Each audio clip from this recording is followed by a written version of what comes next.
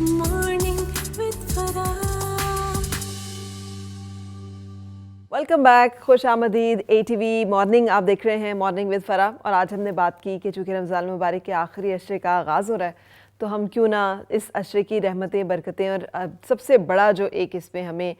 بات ہے جو کہ ایک نعمت ہے کہ ہمیں عذاب جہنم سے نجات جو ہے وہ ہو سکتا ہے اگر ہم رجوع کریں اپنے اللہ تعالیٰ کی طرف خشوع و خضوع کے ساتھ۔ سو آج راضیہ موجود ہیں، رابعہ موجود ہیں، ڈاکٹر عبدالباسط ہیں، سو ہم اور ہمارے اسکالرز، اور ان کے ساتھ ساتھ رباب بھی ہیں اور علیزہ بھی ہیں، تو ہم کچھ آپ کے سامنے گفتگو شیئر کر رہے ہیں۔ رابعہ، آپ بریک میں ذکر کر رہی تھیں کہ رمضان المبارک میں تو سب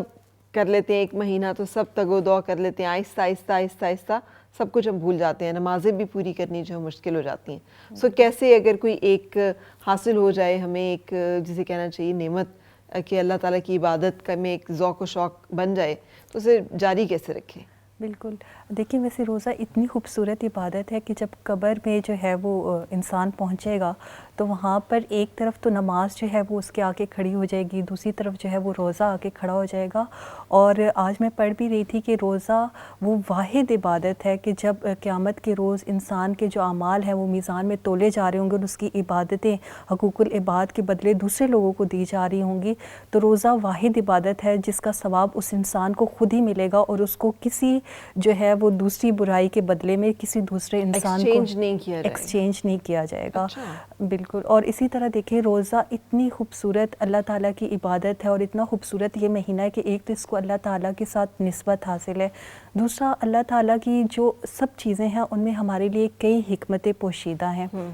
اب روزے کے اندر اللہ تعالیٰ نے نہ صرف ہماری جو جسمانی صحت ہے اس کی حفاظت کا انتظام کر دیا ہے بلکہ جو ہماری روحانی صحت ہے اس کا بھی انتظام کر دیا ہے۔ اب اللہ تعالیٰ سے تو آپ کا کنیکشن تب مضبوط ہوتا ہے جب آپ کی روح کا کنیکشن جو ہے وہ اللہ تعالیٰ کے ساتھ مضبوط ہوتا ہے۔ اس میں آپ اپنے جسم کو کمزور کر رہے ہوتے ہیں اور اپنی روح کو جو ہے وہ مضبوط کر رہے ہوتے ہیں۔ تو ایک تو اس کے اندر ہمیں جو بڑی زبردست چیز وہ سیکھنے کو ملتی ہے وہ سیلف کنٹرول ہے کہ جو بھی خواہش ہمارے دل میں پیدا ہو، اب ہمارے سامنے کھانے پینے کی چیزیں ہیں لیکن ہم ان کو نہیں کھاتے پیتے، اللہ کے لیے اس سے رک جاتے ہیں، تو یہ جو سیلف کنٹرول ہے یہ انسان کو آتا ہے۔ پھر اس سے جو حلال ہے وہ بھی حرام ہوا ہے، بالکل، تو اگر اس سے بھی رکنا ہے تو جو حرام ہے اس سے بھی ان سے رکنے کی جو ایک فورس یا اس کے لیے جو ایک ترغیب مل رہی ہے وہ بھی اس کے اندر کہ ہم حرام کو پہچانیں اور اس سے رکنا شروع کریں۔ بالکل، اور اس کے ساتھ آپ دیکھیں کہ جتنی بھی اخلاقی برائیاں ہمارے اندر پائی جاتی ہیں روزے کے اندر ہم کوشش کرتے ہیں کہ ان کو نہ کریں ورنہ ہماری جو روزے کا اجر و ثواب ہے وہ اس میں ضائع چلا جائے گا۔ تو یہ اللہ تعالیٰ جو ہے نا وہ بڑی زبردست ہماری پریکٹس کرواتے ہیں۔ پھر اس کے اندر آپ کے اندر بہت زیادہ ڈسپلن لے کے آتا ہے روزہ۔ اب دیکھیں ہمارا ایک معمول بنتا ہے کہ ہم اس میں ساری نمازیں پڑھ رہے ہوتے ہیں، پھر اس کے اندر ہمارا پوری امت کا یہ ایک معمول ہوتا ہے کہ سحری کرنا، پھر افطاری کرنا، اور پورا وہ جو ایک یکجہتی کی ایک پوری فضا بنی ہوئی ہوتی ہے اور وہ ایک جو فیلنگ آ رہی ہوتی ہے اتحاد کی، وہ بڑی خوبصورت ہے۔ معذرت کے ساتھ سب لوگ یوزلی میں نے دیکھا سحری میں قرآن پڑھ رہے ہوتے ہیں، اور سحری میں قرآن پڑھنے کا وقت جو ہے یہ قرآن نے خود بتایا بالکل کہ سحر کے وقت جو ہے قرآن پڑھا کرو، اس وقت فرشتے جو ہیں وہ شامل ہوتے ہیں۔ تو یہ جو ایک اس لیے جو ایک فضا بنی ہوتی ہے ساری، تو اگر ہم اس روٹین کو بھی کنٹینیو رکھیں پورا سال کہ ہم سحری کے وقت جیسے اٹھ کے اکثر لوگوں کی یہ روٹین ہوتی ہے کہ وہ جب بزی لائف ہوتی ہے ان کی تو وہ ڈیلی قرآن پاک کی تلاوت جو ہے وہ نہیں کر پا رہے ہوتے۔ تو اس میں آپ دیکھیں کہ اس میں آپ جب جاب کر رہے ہیں، بزنس کر رہے ہیں، اس میں بھی آپ کو تھوڑی ریلیکسیشن مل جاتی ہے، تو آپ اس سے آ کر جو ہے وہ قرآن پاک کی جو تلاوت ہے اس کا معمول بنا سکتے ہیں۔ پھر جو اضافی عبادات ہیں وہ اس میں کتنی زیادہ بڑھ جاتی ہے، قیام اللیل جو ہے وہ کتنا بڑھ جاتا ہے، تو پھر آپ اس کو بعد میں بھی پریکٹس کر سکتے ہیں نوافل کے ذریعے کہ آپ نوافل پڑھتے رہیں اور اس میں جو ہے وہ آپ عبادات جو ہے وہ اپنی بڑھاتے رہیں۔ تو یہ ساری چیزیں جو اللہ تعالیٰ نے جو ہے وہ ہمیں جو ہے وہ عنایت کی ہیں۔ اس کے بعد آپ دیکھیں کہ آپ کی روح جو ہے اس کا ایک کتنا تعلق جو ہے وہ اللہ تعالیٰ کے ساتھ جڑ جاتا ہے اور آپ کو جو عبادات میں ذوق شوق جو ہے وہ کتنا زیادہ بڑھ جاتا ہے۔ بالکل صحیح۔ اچھا، اس سے مجھے ذہن میں آیا راضیہ کہ بعض لوگ یہ سوچتے ہیں کہ رمضان المبارک میں ایک نیکی کا ثواب جو ہے وہ بھی 70 گنا بڑھ جاتا ہے، تو اسی لیے زکوٰۃ جو نکالنا ہے یا کچھ بھی جو خرچ کرنا ہے وہ اس مہینے میں بہت زیادہ ہوتا ہے. یوزلی لوگ زکوٰۃ کا جو ہے وہ بھی اسی میں ڈسٹریبیوشن کر رہے ہوتے ہیں. ایک تو اس حوالے سے بتائیے گا کہ اس میں کیا کیا جانا چاہیے, اور دوسرا یہ بھی بتائیے گا کہ رسول پاک صلی اللہ علیہ وسلم کی سخاوت بہت بڑھ جاتی تھی. حضرت عائشہ رضی اللہ تعالیٰ عنہ سے جو ہمیں پتہ چلتا ہے کہ آپ کی ایسے ہوتا تھا جیسے آندھی کے تیز جھکڑ ہیں, اتنی زیادہ جو ہے آپ صلی اللہ علیہ وسلم جو ہے آخری عشرے میں خاص طور پہ سخاوت پہ آمادہ ہوتے تھے. تو ہمیں اس میں اب کیا میسج ملتا ہے کہ ہم نے ان آخری 10 دنوں کو کیسے مینٹین کرنا ہے فائنینشلی, یہ جو ہماری فائنینشیل عبادت ہے اور معاملات ہیں اس کو کیسے دیکھنا ہے؟ اچھا فرا, اس میں 2-3 چیزیں میں آپ کے سامنے رکھنا چاہوں گی. سب سے پہلے جہاں تک زکوٰۃ کا تعلق ہے نا, ہر وہ شخص جو صاحب نصاب ہے, یعنی زکوٰۃ ادا کرنے کی جو استطاعت رکھتا ہے, زکوٰۃ کا حکم تب لاگو ہوتا ہے کہ جو مال اس کے پاس موجود ہے اس پر 1 سال گزر چکا ہو. جب وہ 1 سال گزر چکا ہوتا ہے تو اس کے اوپر زکوٰۃ جو ہے وہ ادا کرنا ضروری ہو جاتا ہے. اب چاہے تو وہ 1 سال رمضان شریف میں مکمل ہو, چاہے وہ شوال کے مہینے میں ہو, چاہے وہ کسی اور مہینے میں ہو, آپ نے اس نصاب کو اور اس کی مدت کو سامنے رکھتے ہوئے جو ہے وہ زکوٰۃ کو ادا کرنا ہوتا ہے. ہاں, باقی ہمارے ہاں کیونکہ رجحان ہے زکوٰۃ کو رمضان شریف میں ادا کرنے کا, تو اچھی بات ہے, اس میں بھی آپ ادا کر سکتے ہیں. لیکن ویسے صدقہ و خیرات بہت زیادہ میں سمجھتی ہوں کہ اس میں کرنے کی ضرورت ہوتی ہے, کیونکہ بہت سارے ایسے لوگ جو غربت کی وجہ سے, افلاس کی وجہ سے سحری اور افطاری کرنے کی پوزیشن میں بھی نہیں ہوتے ہیں. تو وہاں پر پھر ضروری ہو جاتا ہے کہ وہ صاحب حیثیت لوگ, اور ایون کہ اگر وہ اس طرح سے صاحب حیثیت نہیں بھی ہیں لیکن کم از کم اپنی ضرورت میں سے بھی کچھ الگ کر کے غربا پر, مساکین پر خرچ کر سکتے ہیں, تو ان کو بھی خرچ جو ہے وہ کرنا چاہیے. ٹھیک ہے, اپنے سحری کو تھوڑا سادہ کر لیں, اپنی افطار کو تھوڑا سادہ کر لیں, اور اس سادگی میں آپ کسی اور کو شامل کر لیں تاکہ کوئی اور بھی اس حوالے سے تو میں نے دیکھا ہے بہت لوگوں نے دسترخوان سجائے ہوتے ہیں, بڑی افطاریاں ہوتی ہیں, یہ سب کچھ. لیکن ڈاکٹر صاحب کیا صرف یہ کرنا جو ہے یہ کافی ہے؟ کیونکہ میں نے یہ بھی دیکھا ہے کہ لوگ آپ سے بھی لے لیں گے, ان سے بھی لے لیں گے, ان سے بھی لے لیں گے, بہت سارا سامان, آٹا بھی گھر میں, اور وہ خراب ہو جاتا ہے پھر بعض اوقات. ایسے بھی میں نے کچھ آبزرو کی ہیں چیزیں, اور کئی ایسے لوگ ہیں جن تک بالکل ہی نہیں پہنچا جا پا رہا ہوتا. جی, اس میں ایک تو اہم بات یہ ہے کہ اللہ کریم کی رحمت کیونکہ بہت بے پایاں ہیں, تو اللہ تعالیٰ نے ہمیں بہت سارے ایسے مواقع دیے ہیں, جیسے کسی کو روزہ کھلوانا,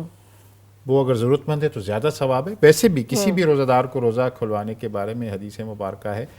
کہ جتنا اس کا ثواب ہے وہ اتنا آپ کو بھی ملے گا, اور اس کے ثواب میں سے کچھ کم نہیں ہوگا. یہ جو آپ کہہ رہی ہیں, اسی لیے لوگوں کا بڑا رجحان ہے, اور حرمین کے اندر بھی پورے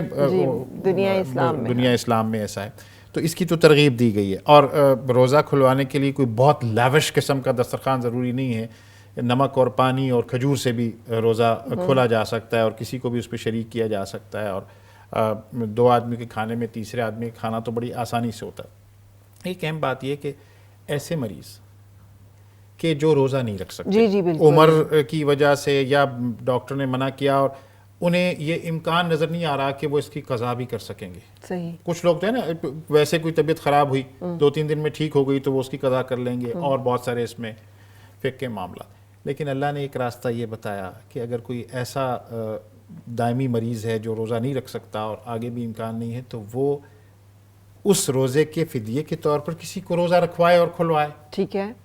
اس میں بھی کیا ترغیب دی گئی کہ لوگوں کا فائدہ ہو, سوسائٹی کو فائدہ ہو. اور پھر آپ نے ایک بات کہی تھی کہ اگر کوئی کمی پیشی رہ جاتی ہے, ظاہر ہے ہم انسان ہیں, کوئی بھول سے کچھ کر لیا, یا ظاہر ہے کسی کا بھی پرفیکٹ روزہ تو نہیں ہو سکتا, تو اس کے لیے اللہ نے ہمیں یہ طریقہ بھی بتایا کہ پھر رمضان کے اختتام پر اللہ نے وہ جو فطرانے کا تصور دیا, تو یہ کیا ہے, انفاق کی ترویج کی جا رہی ہے. نبی کریم صلی اللہ علیہ وسلم بتا رہے ہیں کہ یہ چونکہ ایک مکمل ضابطہ حیات ہے, تو معاشرے میں ایسے لوگ جو جن کے پاس دستیاب نہیں ہے کھانا کھانا, آج کل کے جیسے حالات ہیں, اس میں تو زیادہ اس بات کی ضرورت ہے. اور اس میں جو آپ نے بات کہی کہ وہ ضائع ہو جاتا ہے, زیادہ لوگ لے لیتے ہیں, لیکن ان لوگوں کی مدد کرنے کی ضرورت ہے جن کو قرآن کہتا ہے کہ وہ آپ کو کبھی تو آپ کے سامنے ہاتھ نہیں پھیلاتے, لیکن ان کے چہروں سے تمہیں اندازہ ہو سکتا ہے کہ ان کو ضرورت ہے. جو سفید پوش لوگ ہیں ان کی مدد زیادہ کرنے کی ضرورت ہے, انہیں روزہ کھلوانے کی ضرورت ہے. اور پھر یہاں یہ بات ہے کہ سال کے لیے سال پورا ہو تو زکوٰۃ دینی ہوتی ہے, تو وہ ظاہر آپ کو کسی جگہ پر تو اسے شمار کرنا ہے نا, کہ جب آپ کے پاس 1 سال ہوگا تو وہ 1 سال کا شمار زیادہ تر لوگ اس میں کرتے ہیں. اور جیسے ایک اور بات یہ ہے کہ نبی کریم صلی اللہ علیہ وسلم کا ارشاد ہے کہ اللہ کریم رمضان میں مومن کے رزق میں اضافہ کر دیتا ہے. ہم اکراس دا بورڈ دیکھیں کہ جو چیزیں ہم عام دنوں میں نہیں اس کا اہتمام کرتے, تو افطار کا اہتمام ہوتا ہے, سحری کا اہتمام ہوتا ہے, لوگ کچھ نہ کچھ رمضان کے لیے پسنداز کر کے اس کو سیلیبریٹ کرتے ہیں. اور پھر ہم کتنے لکی ہیں کہ ہم ایک ایسے اسلامی ملک میں جہاں زیادہ تر لوگ روزہ رکھتے ہیں اور ایک پورا ماحول ہوتا ہے, اور اس ماحول سے ہم جیسے استفادہ کر رہے ہیں اور ہمارے دل نرم ہوئے. لیکن ڈاکٹر صاحب روزے کا جو روزہ ٹوٹ جاتا ہے بعض اوقات, تو اس صورت میں جو آپ نے اس کا کہ 60 مساکین کو کھانا کھلانا ہے, اب یہ ڈیلیبریٹ ٹوٹے وہ ہے, بعض اوقات کیا آ گئی, کوئی بیماری ایسی ہے, کچھ ہو گیا جس کی وجہ سے چکر آ گئے, طبیعت خراب ہوگی, روزہ توڑنا پڑ گیا, تو وہ اس صورت میں بھی کیا 60 مساکین کو کھانا نہیں, وہ ایسا دیکھیں, وہ تو کوئی اگر آپ کے کنٹرول سے باہر چیز ہو گئی ہے نا, مثال کے طور پر کوئی شخص بے ہوش ہو گیا اور اسے ڈاکٹر نے انجیکشن لگا دیا یا اس کا ٹریٹمنٹ کر دیا, یا ڈاکٹر کے کہنے پر کہ یہ اب اس کا طبیعت زیادہ خراب ہو رہی ہے, جان کو خطرہ ہے, تو اس میں تو صرف قضا ہے, قضا کرنی ہوگی. جان بوجھ کر اگر روزہ توڑ دیا, رائٹ, ٹھیک ہے, سینسز کے اندر رہتے ہوئے کہ جی اسے پتا ہے توڑ دیا یا ٹوٹ گیا, تو اس کے لیے یہ کہ 60 مسکینوں کو کھانا یا 60 روزے رکھنا, ٹھیک ہے. یہ اتنی ریسٹرکشن اس لیے لگائی گئی کہ اس کا اہتمام اس زیادہ طریقے سے ہو, اور پھر وہ جو خود جس طرح کا کھانا کھاتا ہے نا, وہ اسی طرح کا کھانا لوگوں کو کھلایا جائے, تاکہ وہ دیکھیں کہ اس میں بھی ایک ترویج یہ ہے کہ ایک دفعہ ایک روزہ کسی سے ٹوٹ گیا, جو کہ نہیں ٹوٹنا چاہیے چونکہ اس کا کوئی بدل ہی نہیں. کہا جاتا ہے کہ رمضان کا روزہ جیسے قضا, اس کی ایک ریمیڈی تو ہے, لیکن وہ دوبارہ تو نہیں, وہ سارا ماحول نہیں مل سکتا. تو اس میں یہ ہے کہ اگر جان بوجھ کر توڑ دیا تو پھر اس پر یہ سارے. جی ربیہ. اچھا, میں اس میں تھوڑی سی ایک چیز ایڈ کرنا چاہ رہی تھی کہ جیسے زکوٰۃ کے بارے میں بھی ابھی بات کر رہے تھے اور راشن کے حوالے سے بھی بات ہو رہی تھی,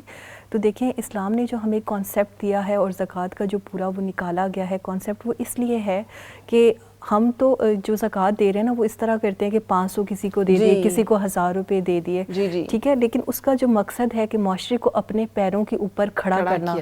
وہ ہم اس سے حاصل نہیں کر پا رہے, اور اس کی بڑی وجہ یہ ہے کہ لوگ زکوٰۃ کے صحیح کانسیپٹ کو جو ہے وہ سمجھتے نہیں ہیں. تو ضرورت اس چیز کی ہے کہ آپ کسی کو زکوٰۃ دے رہے ہیں تو پھر اسے اتنی تعداد میں دیں کہ وہ اپنے پیروں کے اوپر کھڑا ہو سکے. کسی نے گھر بنانا ہے اور آپ کی زکوٰۃ نکلتی ہے اتنی, تو آپ اس کو وہ دے دیں تاکہ وہ ایک اس کو چھت مل جائے. بالکل, آپ چاہے ایک بندے کو ہی زکوٰۃ دے دیں, آپ کی زکوٰۃ ادا ہو جائے گی, لیکن یہ ہے کہ اگلے کا جو مصرف ہے وہ پورا ہو جائے, اس کی جو ضرورت ہے وہ اس زکوٰۃ کے ساتھ پوری کی جائے. صحیح, اپنا کام شروع کر لے. جی بالکل, جی, کسی کو کاروبار شروع کروا دیں, کسی کے گھر ہے, کسی کی بیماری کا علاج ہے, کسی کی شادی ہے, کوئی اور تعلیم کا مسئلہ ہے, جو اس طرح کے جو میجر مسائل ہیں آئیڈینٹیفائی کر کے ان لوگوں کو ان کا وہ مسئلہ حل کیا جائے اپنے پیسے کے ذریعے سے, جو کہ زکوٰۃ کا صحیح مصرف ہے. یا کسی مریض کا جو علاج اپنا نہیں کرا سکتا, اس کا علاج ہے وہ لازمی. بالکل, بہت شکریہ. کوئی ڈاکٹر صاحب ایک دفعہ راضیہ آپ بھی اور ڈاکٹر صاحب کے ہم شرائط طواف کی معتکف ہونے کی کیا ہے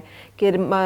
20ویں روزے کی نماز مغرب سے پہلے ہم نے نیت کرنی اور ہم نے مسجد میں داخل ہو جانا ہے, اور اگر خواتین گھر کے کسی ایک گوشے کو اپنا اعتکاف بنا رہی ہیں تو وہاں پر وہ مکین ہوں گی. اس کے بعد وہ وہاں سے سوائے ضروریات کے کہ واش روم جانا ہے نہیں نکل سکتے, کلام نہیں کر سکتے, موبائل فون وغیرہ نہیں رکھ سکتے, اور یہ جاری رہے گا جبکہ عید کے چاند جو ہے اس کا نظر آتا ہے, اور اس کے بعد اعتکاف سے وہ نکل سکتے ہیں. روزے سے ہو, نیت کی ہو, اپنا جو جس جگہ پر بیٹھنا ہے اس کے بارے میں اس نے نیت کے دوران کیا ہو, اور وہ 20ویں روزے کی شام سے پہلے یعنی عصر کے بعد مغرب سے پہلے اس جگہ پر بیٹھ جائے. ٹھیک ہے, اور اس میں اب یہ رہا کہ کلام کر سکتا ہے اس کے اندر, اگر کوئی جیسے گھر سے کوئی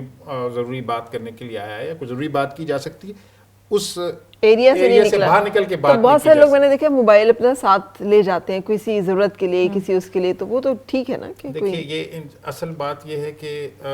جو اعتدال ہے نا وہ بہت ضروری ہے. آج کل کیا ہے کہ لوگوں نے وہ زیادہ وقت ان کا اس پہ گزرا ہوتا ہے, اس کے لیے اب ایک یہ ضرورت, اور آج کل کے حالات اور ان سب کے لیے یہ جو ہے نا علماء اور مجتہدین جو ہیں انہوں نے یہ کہا ہے کہ آپ کے پاس موبائل موجود ہو,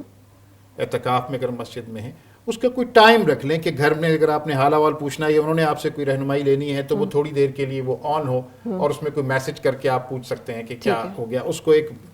یعنی آپ اسی طرح سے جیسے عام دنوں میں گزار رہے ہیں یہ نہیں ہے اعتکاف. صحیح. اچھا اس میں پھر ایک اہم بات یہ ہے کہ یہ جیسے رمضان کے بارے میں کچھ مخصوص احکامات کے بارے میں اللہ تعالیٰ نے کہا کہ تم ایسا کر رہے تھے اور اللہ نے اب تمہیں اس کی اجازت دے دی. اس میں کیا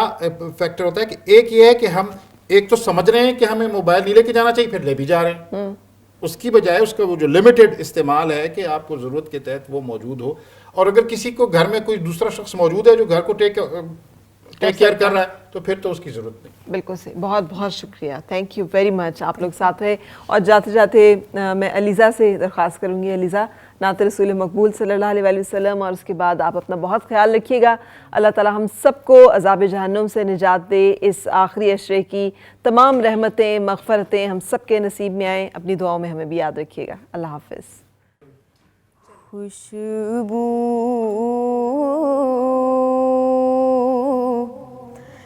ہے دو عالم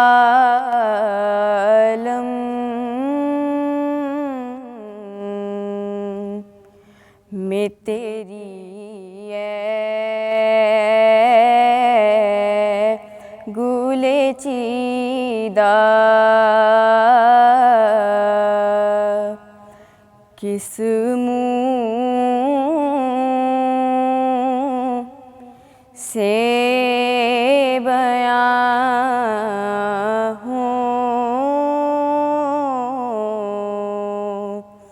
تیرے اوصاف حمیدہ. تجھ سا کوئی آیا ہے نہ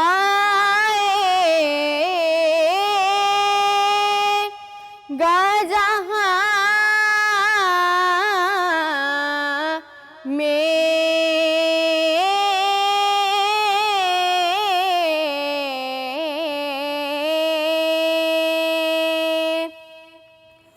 تجھ سا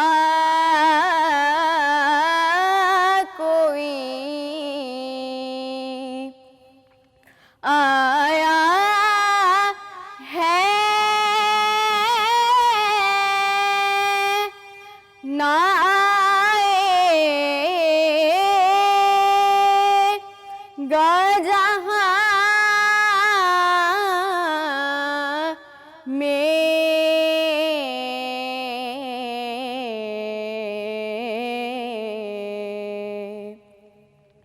دیتا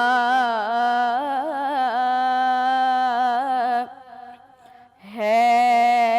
گواہی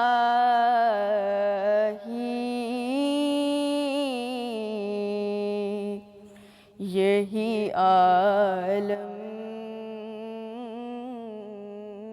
کا جریدہ.